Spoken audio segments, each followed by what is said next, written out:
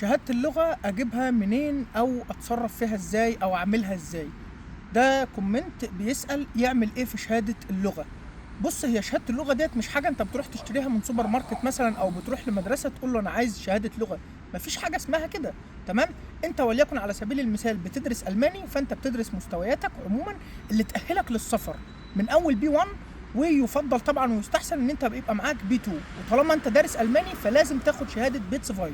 يعني ايه شهاده بيتس فاي بقى، واروح اشتريها منين او اجيبها منين او اعملها ايه؟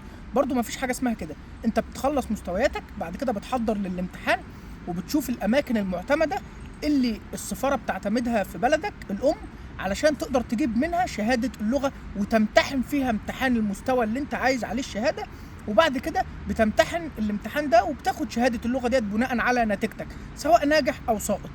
عموما انت دلوقتي الاماكن المعتمده اللي انت تقدر تمتحن فيها علشان تحصل على شهاده اللغه الالمانيه بالمستوى اللي انت هتمتحن عليه سواء B1 او بيتس فاي او B2، عندك معهد جوتا ومعهد تلك ومعهد ASD.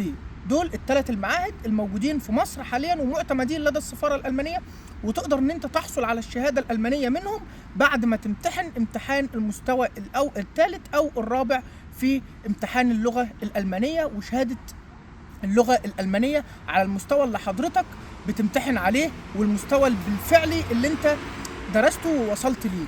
مفيش حاجه اسمها انا هروح اجيب شهاده اللغه دي منين او اطبعها منين، اما مفيش حاجه اسمها كده. ديت مش كيس شيبسي انت رايح تجيبه من سوبر ماركت او حاجه. خليك كده واعي بالحاجه اللي انت ماشي فيها وبالطريق اللي انت ماشي فيه، وخليك قد المسؤوليه، وخلي عقلك ينضج مع الطريق اللي انت ماشي فيه، واحترم البلد واحترم طريق السفر اللي انت ماشي فيه، وابحث واسال. مفيش مشكله خالص، احنا كلنا قاعدين مع بعض وعايشين علشان نتعلم. بالتوفيق ان شاء الله. ولو وصلت لحد النقطه دي في الفيديو فشكرا جدا ان انت كملت الفيديو للاخر.